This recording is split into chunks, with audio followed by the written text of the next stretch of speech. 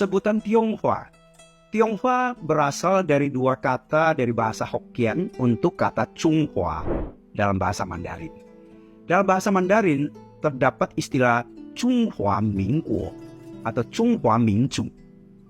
Kalau kita ngomong Chunghua Mingzhu, itu berarti suku bangsa Tionghoa, yaitu suatu bangsa yang berasal dari negeri Chungguo atau Tiongkok dalam bahasa Hokkien.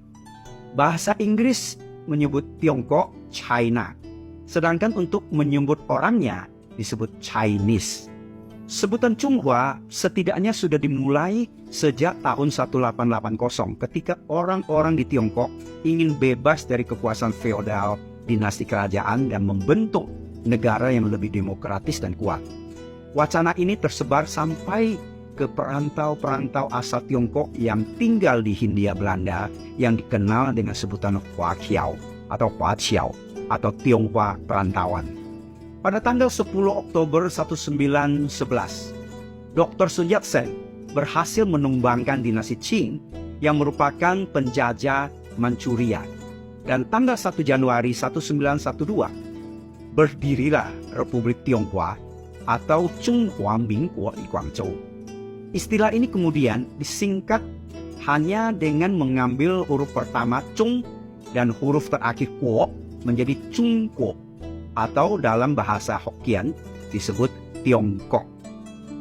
Komunitas asal Tiongkok yang keturunannya lahir di Hindia Belanda merasa perlu mempelajari kebudayaan dan bahasanya.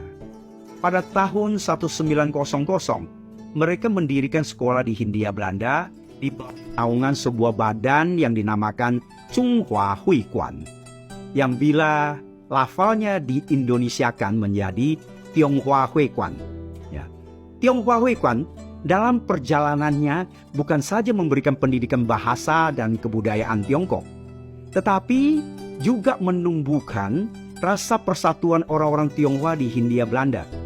Seiring dengan perubahan istilah Cina yang digunakan pemerintah kolonial Belanda menjadi Tionghoa di Hindia Belanda, orang Tionghoa Indonesia tidak menyukai sebutan Cina karena dianggap menghina.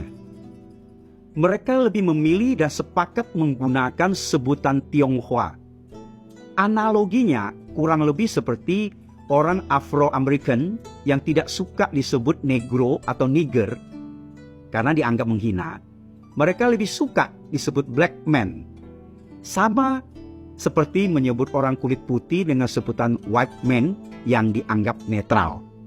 Sejak ditemukan secara tertulis selama kurang lebih 2000 tahun, masyarakat Tiongkok yang terdidik menggunakan istilah Huaxia untuk menyebut diri mereka.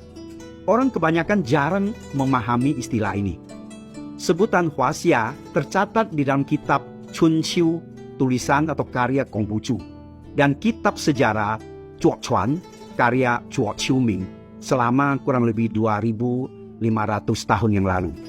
Konghucu dan Zhuo Qiuming memaknai Huaxia sebagai kebangsaan yang berbudaya cemerlang, yaitu Xia, dan yang berbusana mewah, Hua. Sehingga masyarakat dataran Tiongkok kuno disebut berkebangsaan Huaxian. Pada masa sebelum Masehi, mereka sudah sangat mengenal apa itu sutra dan berpakaian lengkap serta berbudaya sangat tinggi. Sampai sekarang, busana kebesaran yang indah ini disebut Huafu. Hua, kata yang sama ya. Fu itu pakaian. Dari situ muncullah sebutan Huaren. Huanya sama juga. Ren itu orangnya. Untuk orang yang berasal dari Tiongkok. Padahal arti Huaren adalah orang yang berbusana mewah. Akhirnya kita bisa menyimpulkan, keturunan Tionghoa Indonesia lebih senang disebut Tionghoa karena tidak mempunyai konotasi negatif dibandingkan dengan sebutan Cina yang pernah digunakan orang Jepang untuk melecehkan pada masa pendudukan di Tiongkok. Semoga bermanfaat.